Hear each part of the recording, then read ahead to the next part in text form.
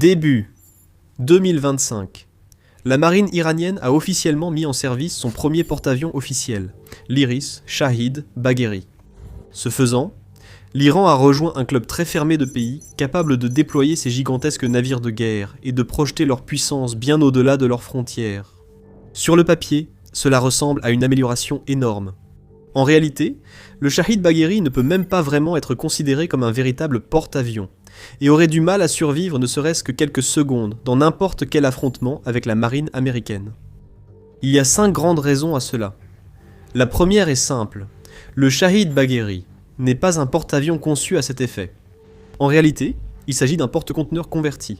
Il a commencé sa vie sous le nom de Peregrine, un porte-conteneur sud-coréen construit par HD Hyundai Heavy Industries en 2000. Comme d'autres porte-conteneurs, il a longtemps servi à transporter de grandes quantités de marchandises dans le monde. Mais finalement, le corps des gardiens de la révolution islamique d'Iran a décidé de convertir ce navire en porte-avions militaire. Petit à petit, au fil de plusieurs années, ils ont construit un pont d'envol oblique, tout en préservant une grande partie de la superstructure d'origine du porte-conteneur. D'une part, c'est une manière ingénieuse et économique de construire un porte-avions. Les navires de cette taille et de cette puissance sont généralement réservés aux plus grandes et riches forces armées du monde. Les seuls pays disposant de porte-avions de grande taille, par exemple, sont les États-Unis, la Chine, la Russie, le Royaume-Uni, l'Inde, la France et l'Italie. À l'exception de l'Italie, toutes ces nations comptent parmi les 10 premiers pays pour les dépenses militaires mondiales. Des pays comme la Corée du Sud, le Brésil, l'Australie et la Turquie possèdent également des porte-avions de plus petite taille, mais dépensent aussi des montants relativement élevés pour leurs forces armées. Le budget militaire de l'Iran étant inférieur à celui des autres nations citées, il doit économiser partout où c'est possible, quitte à prendre des raccourcis et défier certaines conventions. C'est pourquoi, au lieu de construire un tout nouveau porte-avions conçu sur mesure à partir de zéro, l'Iran a choisi d'utiliser un porte-conteneur comme base, économisant ainsi une somme incalculable sur les coûts de conception, de développement et de production. Malheureusement, cette décision pose également de nombreux problèmes, car mis à part le fait que ce sont tous deux d'immenses navires, les porte-conteneurs et les porte-avions sont extrêmement différents. Les meilleurs porte-avions sont conçus avec un soin méticuleux. Chaque détail est soigneusement planifié et calculé. Chaque couche, chaque composant et chaque système fait partie intégrante de la structure globale. Ce qui donne non seulement les plus grands, mais aussi les navires les plus redoutables que le monde ait jamais vus, dotés de capacités offensives et défensives extraordinaires et de technologies de pointe. Le Shahid Bagheri est à des années-lumière de ce type de porte-avions. En fait, lorsque les premières images sont apparues, de nombreux experts ont remarqué à quel point il ressemblait au HMS Furious, un porte-avions de la Royal Navy britannique, mis en service il y a plus d'un siècle pendant la Première Guerre mondiale. Les analystes ont également établi des comparaisons entre le Shahid Bagheri et d'autres porte-avions d'autrefois, qui ont également été créés en convertissant des navires préexistants, comme le HMS Audacity, un autre navire de la Royal Navy, qui a commencé sa carrière comme navire marchand allemand, a été converti en porte-avions et a coulé quelques mois seulement après sa mise en service. Cela ne signifie pas qu'il est impossible de créer un porte-avions correct à partir d'un porte-conteneur ou d'un navire marchand. Diverses forces militaires ont utilisé cette technique au fil des ans, y compris les États-Unis. Mais de nos jours, presque tous les porte-avions sont construits à partir de zéro. Pourquoi ? Parce que, comme l'Iran l'a découvert, même si cela peut sembler une option plus abordable, convertir un porte-conteneur en porte-avions est une entreprise assez difficile. L'un des plus grands défis rencontrés fut la construction du pont d'envol et de la piste d'atterrissage. L'ancienne superstructure du porte-conteneur couvrait toute la largeur du navire, et l'Iran a choisi de la conserver pour gagner du temps et économiser de l'argent. Mais cela signifiait qu'il ne pouvait pas construire une configuration conventionnelle de pont d'envol plat, faute d'espace disponible. À la place, ils ont dû réaliser un pont d'envol légèrement incliné et une piste oblique afin de fournir suffisamment d'espace pour le décollage et l'atterrissage des avions.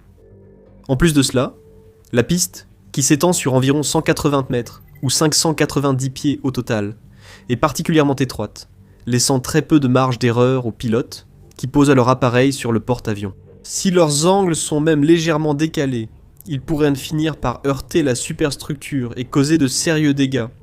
De ce fait, le Shahid Bagheri ressemble et donne l'impression d'être une sorte de monstre de Frankenstein naval, une imitation vague d'un porte-avions assemblé de manière inhabituelle et obscure.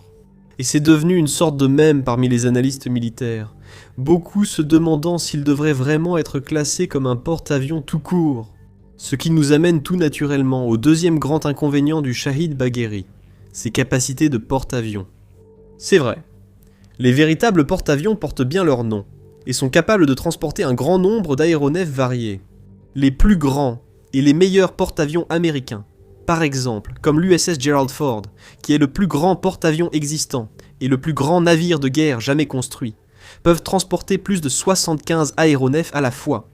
Cela inclut des chasseurs d'attaque de pointe comme le FA-18 Super Hornet et le F-35 Lightning II des hélicoptères, comme le SH-60 Seahawk et le C-2 Greyhound, des avions de guerre électroniques, comme le EA-18 J-Growler, et des systèmes d'alerte avancés, aéroportés comme le A-2D Hawkeye. En d'autres termes, les véritables porte-avions sont en fait des bases aériennes mobiles avec d'immenses ponts d'envol, de vastes hangars et de longues pistes qui permettent le décollage et l'atterrissage en toute sécurité de nombreux types d'aéronefs. Ils permettent aux pays qui les contrôlent de positionner des forces aériennes entières, presque partout où ils le souhaitent, et d'orchestrer des opérations à grande échelle loin de leur territoire. L'Iris Shahid Bagheri n'est pas dans la même catégorie. Il n'a ni l'espace, ni la longueur de piste nécessaire pour permettre l'atterrissage et le décollage de la plupart des types d'avions, y compris les avions de chasse. En conséquence, il n'est vraiment utile que pour transporter des hélicoptères et des véhicules aériens sans pilote, les drones, autrement appelés drones. En effet, les images du navire, publiées par des responsables iraniens, ont montré au moins 3 variantes de drones à bord, ainsi que 4 hélicoptères. Bien que les détails soient rares, les analystes pensent que le porte-avions pourrait être utilisé pour transporter une gamme de drones à voilure fixe, tels que le Shahed 129 le Gaza ou le Cayman 22. Il semble également adapté au lancement de drones à décollage et atterrissage verticaux, ADAV, ainsi qu'à des modèles de moyenne altitude et longue endurance. Des drones à réaction et des hélicoptères aux fonctions variées pourraient être embarqués sur ce porte-avions. Les experts s'attendent aussi à ce qu'ils servent de base à des attaques de drones kamikazes, longue portée contre des cibles ennemies. Cependant, il est presque certain qu'il ne sera pas compatible avec des avions à réaction, des bombardiers ou tout type d'appareil de guerre électronique conventionnel. Encore une fois, ce n'est pas forcément une mauvaise chose. Un porte-drones et hélicoptères reste préférable à l'absence totale de porte-avions, et il ne fait aucun doute que les drones joueront un rôle de plus en plus important dans la guerre moderne dans les années à venir. C'est l'une des raisons pour lesquelles d'autres nations étudient également activement des porte-avions plus compacts de ce type, qu'elles pourraient utiliser pour transporter des armées de drones à travers le monde. La Turquie, par exemple, a mis en service le TCG Anadolu, également connu sous le nom de la bête de la mer Noire.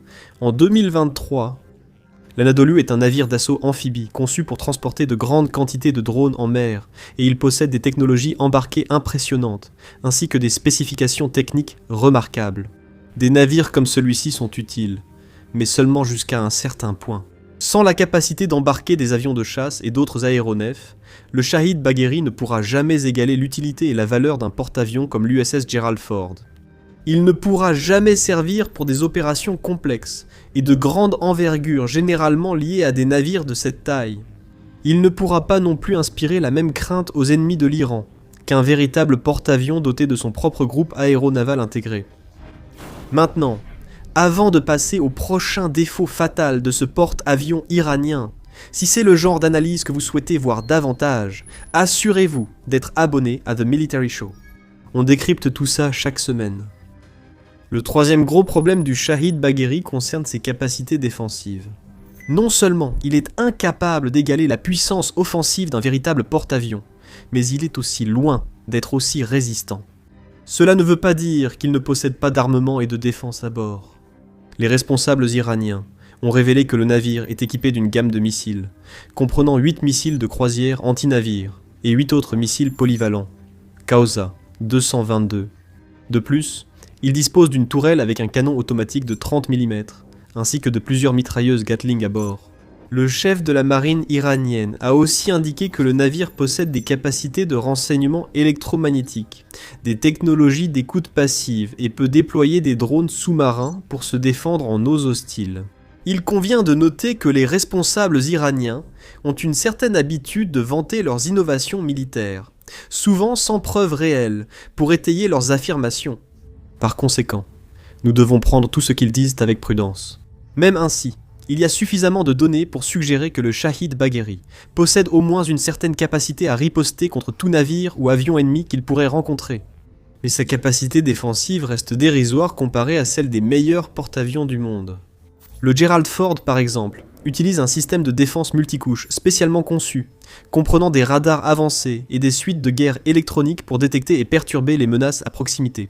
Combiné à plusieurs systèmes de missiles parmi les meilleurs au monde, des canons Mk-15 Phalanx CIWS guidés par radar, et plusieurs systèmes de mitrailleuses avancées. De plus, comme ces porte-avions plus grands et performants peuvent transporter de nombreux chasseurs et avions d'attaque électronique, ils disposent de tellement de moyens différents pour se défendre que la simple idée d'attaquer un porte-avions devient un exploit presque impossible pour toute force adverse. En plus de tout cela, puisque presque tous les porte-avions modernes sont conçus et construits à partir de zéro. Ils sont généralement équipés d'une protection blindée avancée de haut en bas, ainsi que de systèmes de redondance et de récupération pour faire face à tout dommage éventuel. Le Shahid Bagheri ne possède rien de tout cela car, comme expliqué précédemment, ce n'est guère plus qu'un cargo converti. Les cargos, bien que robustes, n'ont ni fortification militaire, ni coque blindée renforcée, ni réseau défensif multicouche intégré. Ainsi, malgré les améliorations iraniennes, ce navire demeure bien plus vulnérable aux dommages et à la destruction par les armes anti-navires modernes. Face à une force militaire sérieuse comme les États-Unis, par exemple, un porte-avions comme celui-ci ne serait guère plus que de la chair à canon. Les forces américaines pourraient théoriquement lancer une frappe de missiles de saturation, par exemple, en tirant une série de missiles depuis la terre, les airs, la mer et même sous l'eau, avec l'aide de sous-marins, pour submerger les défenses limitées du Shahid Bagheri, endommager sa coque fragile et le faire couler au fond de l'océan en quelques minutes. Un autre inconvénient du Shahid Bagheri est lié à une faiblesse générale de la marine iranienne, à savoir le fait que l'Iran ne possède tout simplement pas la puissance navale nécessaire pour constituer un véritable groupe aéronaval. Les États-Unis et d'autres forces militaires ont tendance à déployer des porte-avions comme force centrale de groupes de frappe, accompagnés d'une série de destroyers, de croiseurs, de sous-marins et d'autres navires de soutien afin d'offrir diverses options défensives et offensives. Même les marines plus petites disposant de porte-avions parviennent tout de même à maintenir un certain niveau de protection multicouche en combinant leurs porte-avions avec d'autres navires et aéronefs. Malheureusement pour l'Iran, il y a peu de preuves que la marine de la République islamique d'Iran soit capable de rassembler les forces nécessaires pour former ce type de groupe de frappe ou d'escorte. Elle n'a tout simplement pas la force nécessaire pour le faire, sans destroyers véritables et avec seulement quelques frégates, corvettes et patrouilleurs. Encore une fois, cela limite fortement les applications pratiques et la capacité de survie du Shahid Bagheri. Des armées comme celles des États-Unis et de la Chine peuvent déployer leurs porte-avions loin de leur territoire, à des centaines ou milliers de kilomètres, en toute confiance. Ils savent que ces navires de guerre seront protégés, non seulement par leur défense embarquée, mais aussi par les protections des navires, sous-marins et avions de leurs groupes aéronavals. Cela leur permet de réellement projeter leur puissance partout dans le monde. Mais avec un seul porte-avions de qualité inférieure et des renforts minimes, l'Iran ne peut pas rivaliser. Son porte-avions sert surtout de navire de soutien, pas de leader de groupe aéronaval. Il ne serait pas très utile si l'Iran voulait établir la supériorité aérienne sur un ennemi, par exemple, ou mener des missions de frappe de précision en profondeur, ou même soutenir des opérations de combat expéditionnaires prolongées au-delà de ses eaux territoriales. La cinquième et dernière faiblesse critique du Shahid Bagheri réside dans ses spécifications très limitées par rapport à la plupart des porte-avions modernes. De nombreux porte-avions aujourd'hui sont capables d'atteindre des vitesses de 30 nœuds ou plus, soit 55,5 km/h. Le Gerald Ford est l'un des nombreux porte-avions pouvant dépasser cette vitesse. Le Shahid Bagheri, quant à lui, a une vitesse maximale modeste de seulement 22 nœuds, soit 40 km/h. C'est un problème pour plusieurs raisons. Premièrement, cela signifie que si le Bagheri doit se repositionner tactiquement pour échapper à des menaces ou fuir des eaux hostiles, cela lui prendra beaucoup plus de temps que les autres porte-avions. Cela laisse plus de temps aux forces ennemies pour le cibler et potentiellement le détruire. Et comme il se déplace si lentement, il est également plus facile pour les missiles et les bombardiers de le verrouiller comme cible. De plus, la faible vitesse de ce porte-avions signifie également que parcourir de longues distances en préparation d'opérations militaires prendra plus de temps, ce qui laisse à l'ennemi plus de temps pour comprendre ce qui se passe et préparer ses défenses. En bref, il est beaucoup plus difficile de prendre un ennemi par surprise ou d'opérer de manière rapide et réactive lorsqu'on travaille avec un navire aussi lent. Et ce n'est pas seulement la vitesse qui pose problème au Shahid Bagheri. La plupart des porte-avions modernes disposent de radars avancés, de suites de guerre électroniques et de systèmes de commandement, leur permettant de s'intégrer aux forces en réseau et de servir de centre pour des opérations complexes. Très peu de ces fonctionnalités ont été observées ou vérifiées sur le Bagheri. Il possède des technologies radar et des systèmes de renseignement d'origine électromagnétique, mais comparé aux porte-avions américains, chinois et autres, il semble presque primitif dans sa conception et ses capacités. Malgré tout cela, le Bagheri n'est pas un ajout sans valeur à la marine iranienne. Les porte-avions, même relativement petits et basiques comme celui-ci, sont des navires très prisés. Très peu d'armées en disposent, et l'Iran a rejoint un club très fermé en réussissant à en construire un lui-même. Et même s'il a peu de valeur dans des situations de guerre navale de haute intensité, il existe encore de nombreuses façons dont les forces iraniennes pourraient bénéficier de cet ajout à leur arsenal. Avec un poids de 40 et 1000 tonnes et plus de 240 mètres de long, ce n'est certainement pas un petit navire. Et il est certainement assez grand et assez puissant pour, au minimum, intimider des forces plus petites et plus faibles, tout en élargissant la capacité de projection de puissance de l'Iran à travers la région du Moyen-Orient. Les responsables iraniens affirment également que le Bagheri a une portée opérationnelle allant jusqu'à 22 000 milles nautiques, soit 41 000 km, ce qui lui permet d'assurer une présence et des opérations pouvant durer jusqu'à 1 an sans avoir besoin de se ravitailler. Il peut exister un écart entre les affirmations de l'Iran sur les capacités du Bagheri et la réalité, mais ce navire reste doté d'une grande puissance de feu et pourrait être utile pour des attaques de drones ou d'hélicoptères sur des zones côtières. Comme l'Iran investit dans la technologie des drones, il pourrait produire à l'avenir des drones plus grands, performants et intelligents. Tout cela peut être conçu en pensant au Bagheri, ouvrant ainsi de nouvelles opportunités pour divers types d'opérations de bases de drones, près ou loin du territoire iranien. Dans l'ensemble, le porte-avions a une certaine valeur. Cependant, ses nombreuses faiblesses ne doivent pas être sous-estimées. Il n'a ni les capacités offensives ni défensives des meilleurs porte-avions du monde, voire de navires moindres. Les porte-hélicoptères, comme ceux que possèdent des pays comme le Japon, la France, la Corée du Sud et l'Australie, restent bien plus puissants, polyvalents et difficiles à neutraliser que le Bagheri. Sa conception est fondamentalement défectueuse, ses capacités actuelles et futures sont limitées, et l'Iran n'a pratiquement aucune expérience en matière d'entretien d'un navire de cette taille gigantesque. Les forces du pays devront apprendre et s'adapter rapidement et efficacement pour espérer profiter pleinement de ce système d'armes colossales. Pour ces raisons, et bien d'autres encore, les grandes puissances militaires comme les États-Unis ne seront certainement pas trop préoccupées par le Shahid Bagheri. Ils le prendront au sérieux, conscients des dégâts qu'il peut causer et de la menace qu'il pourrait devenir, mais sans vraie raison de le craindre. En effet, il suffirait d'une seule salve de missiles bien planifiée ou d'une frappe de sous-marin pour envoyer cette énorme masse de métal par le fond.